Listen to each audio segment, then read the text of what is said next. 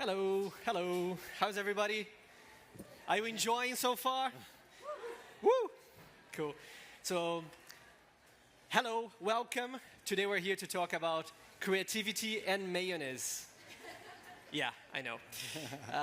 So my name is João Brum. I'm the Senior Marketing Manager for Hellmanns. And I'm here with a friend. And I'm Jamie Cordwell. I'm Global Executive Creative Director at Edelman London.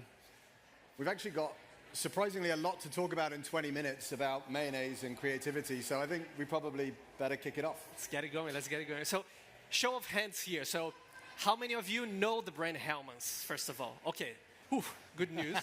So we're doing a good job on brand awareness, at least, here. So, as many of you might know, so Hellmanns is a big brand. It's actually the global leader in the category of mayonnaise, mostly in the Western Hemisphere, but mostly because the Eastern Hemisphere is not really a big fan of mayonnaise, but we'll get there. So as a brand and as a category leader, it's common to fall into traps, which is to play comfortably, not being bold enough in communication, just being basic. And we felt that we were not being bold enough in our comms recently. So we decided to invite our friends at Edelman and challenge them with a nice brief. And I think Jamie will talk a bit more about it, right? Yeah, and I think just to build on what João said there, we all know what we're competing against right now, right? Like, it's not like we're just competing against other competitors in the sector. We're competing against other content on Instagram or TikTok. Like, we've got to do stuff that breaks through, and like playing it safe is no longer good enough to break through. So to this point of João's, we needed to sort of be a little bit more bold. We needed to break through. We needed to do something different. And this is where the sort of journey started about 18 months ago, right? Exactly. Well, you know what? Let's not talk more. Let's show the video, and then we'll talk a bit more, right? Oh, well, just before we show the video, I think one thing I want to just check is that, does anyone here, sorry, we're going to keep asking you to raise your hand. By the end of it, you're going to have like really decent shoulder muscle on one side. But like, ultimately, who here likes fries and mayonnaise? Okay, that's surprising. Not many Americans. And I think that's one thing that we sort of stand for. Is like, obviously with Hellmann's, we stand for like the joy of mayonnaise. And I think one of the greatest joys in life is fresh hot fries being dipped into mayonnaise. And as like the #1 condiment in the UK, we noticed that there was a little bit of an insight and something that we observed, which is that the UK's biggest fry seller did not offer mayonnaise as a condiment. You can get sweet and sour sauce, you can get barbecue, you could even get strawberry jam if that is what you'd like to dip your fries into. I'm not going to judge if that's you, but like, yes, you can get that. And so we saw this as something that we wanted to stand up for. And by standing up for, we sort of stood up for all mayonnaise fans in doing so. And we saw great results for it. So with that, I'll play the film. This is no bun, no lettuce, no chicken patty. Is that right?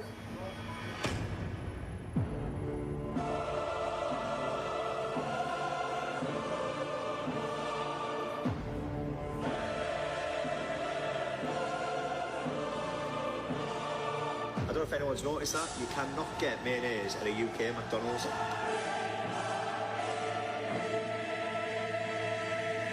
We just want to pay for mayonnaise? Yeah.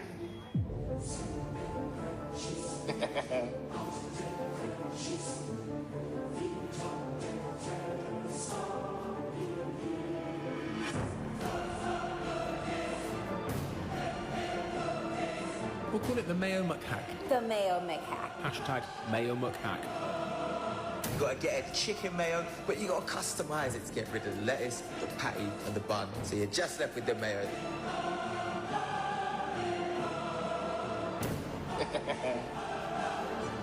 Beautiful.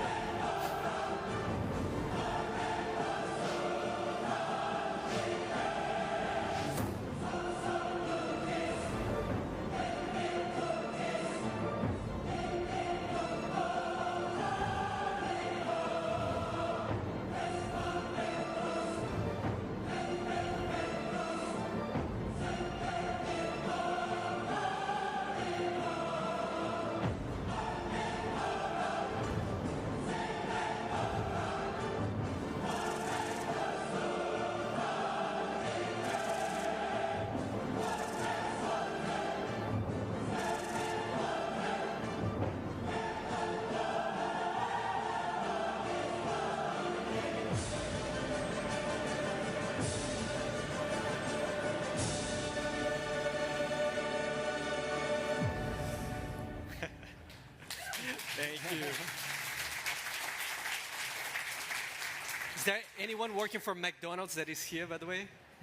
Okay, thanks God, no. All right.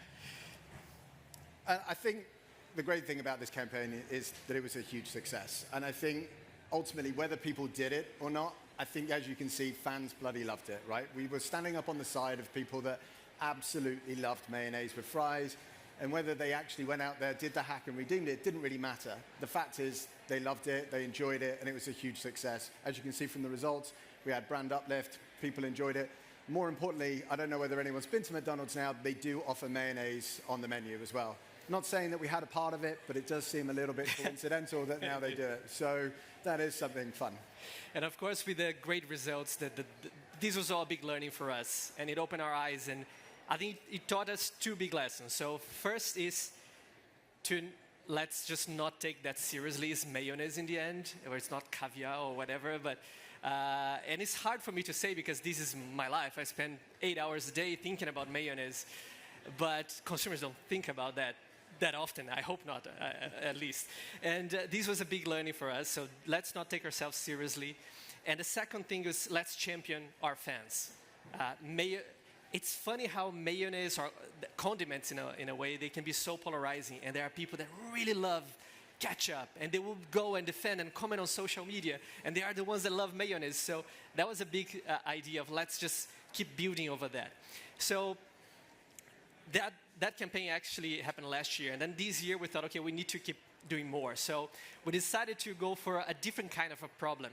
It's also a big problem that it's the poor people that are named Heinz but love mayonnaise in Germany, right? Yeah, and surprisingly, there are 35,000 people in Germany named Heinz. You count them all. How do you get it?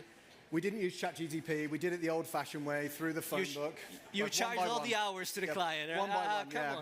We build for you for that. And I think the one thing that we were looking at and we were thinking about is, right, should your name necessarily dictate your preferences? So if someone is named Fisher, do they love sushi? Does someone named Cheeseman potentially love cheese? They could be lactose intolerant, who knows, right? Someone named Brewer might not love beer. So we sort of got thinking that actually your name might not necessarily dictate your condiment preference. And actually, potentially, you might be named Heinz and absolutely bloody love mayonnaise. And we thought this was actually quite an interesting observation, and one allowing us to sort of potentially challenge the status quo, because we are not a market leader in certain markets, we generally are globally, and this is a chance for us to sort of take on a bastion for people in Germany, because Germany, surprisingly, is a ketchup-loving country. Exactly. Yeah, so you're going to watch in a second the video case as well, but this started really small with like an Instagram post, and it grew up, and it grew as a campaign. It involved a guy named Christoph that was crazy enough to join us in this one, but he wasn't the only one. In total, 8 people decided to go and change their names, even though it's quite hard to change the name illegally in Germany, so I hope you don't need to go through that. But I think I'll stop now. Let's show the video, and then we talk more about it. Yeah.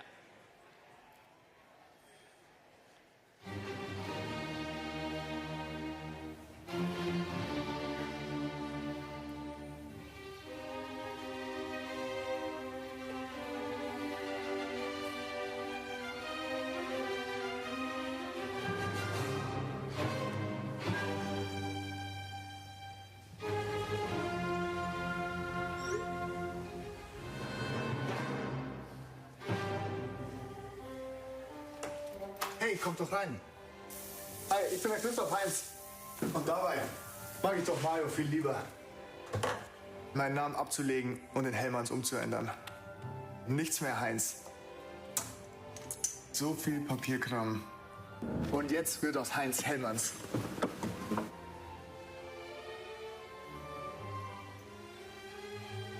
Im Namen Jennifer Heinz. Dann von Susi Heinz zu Susi Hellmanns. Von Heinz auf Hellmanns zu ändern. Da bin ich. So, you know what? I'm going to join them. I'm Nicholas Hellmanns. 100%. I'm going to become Katie Hellmanns.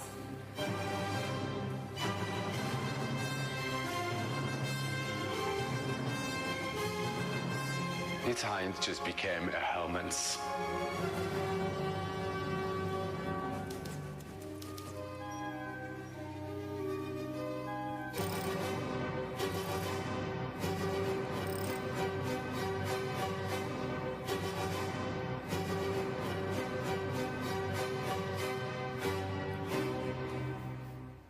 Beautiful. So you can see that it's such a big, real problem right now. It's, of course, it's a silly thing. It's provocative. It's a real big drama. It's not a big drama, but you might think, okay, who would be crazy enough to go and change their name just to talk about their love for mayo? But actually, you will be curious to wait and see, would someone do that? And that's the whole playfulness of this campaign. And as Jamie was saying, I think why did this really resonate and it was a success? Because Germany is actually a ketchup-loving country. So mayonnaise is not the preferred condiment there. And it's also a country where Hellmann's as a brand is not the lead in mayonnaise. We only actually entered the market a few years ago. So we are a real challenger in Germany. So the combination of these factors, plus the fact that there are 35,000 people named Heinz, was a great ingredient for a big recipe for us to do this.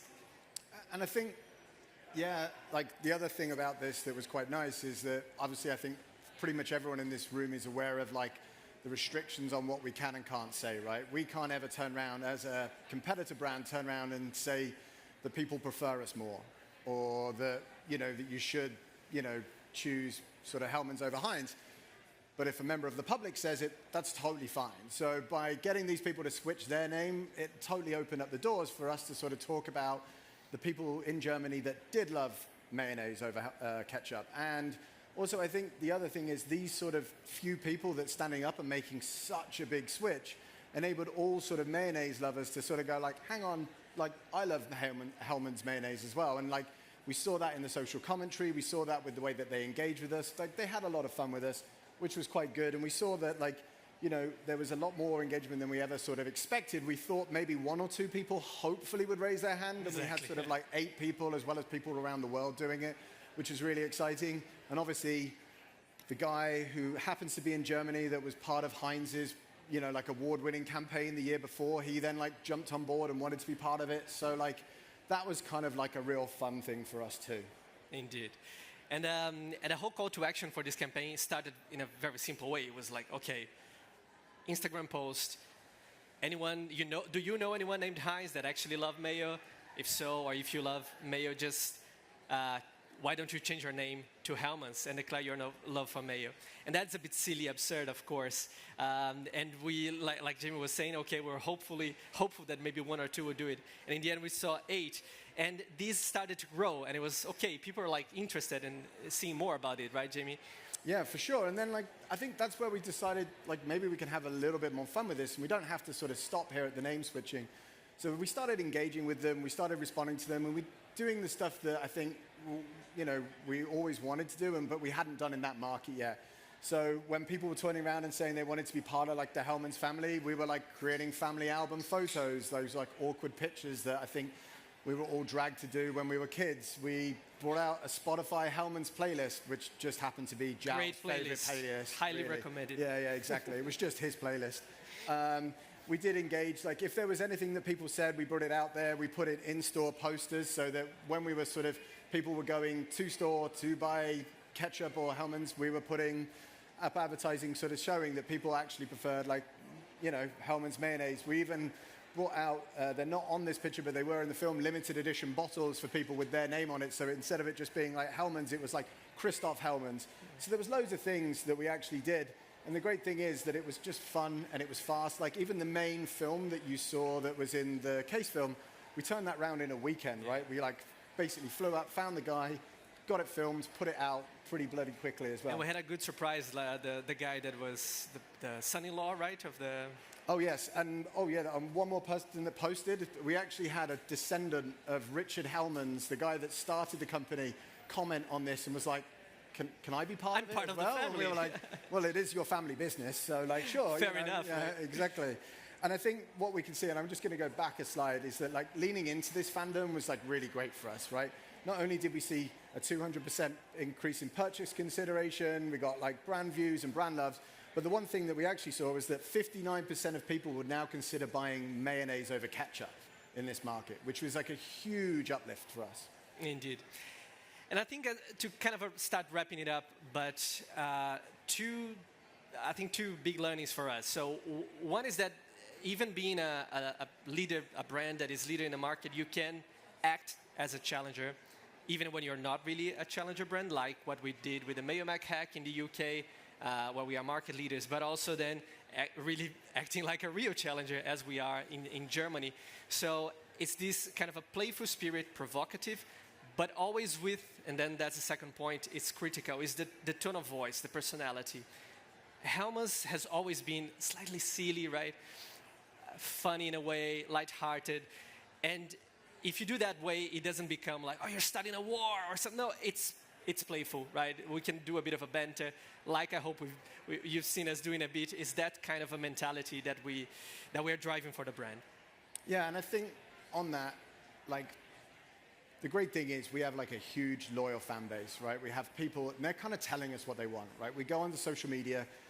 McDonald's, the McHack work, we saw that because it was showing up in Reddit forums. It was up on social media feeds.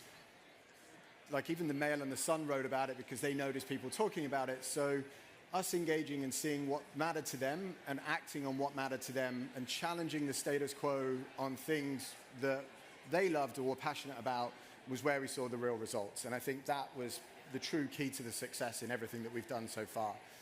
I do want to say thank you very much for your time. And I think hopefully by the end of this, we hope that now you all prefer mayonnaise over ketchup. So thank you. Yeah, thank you.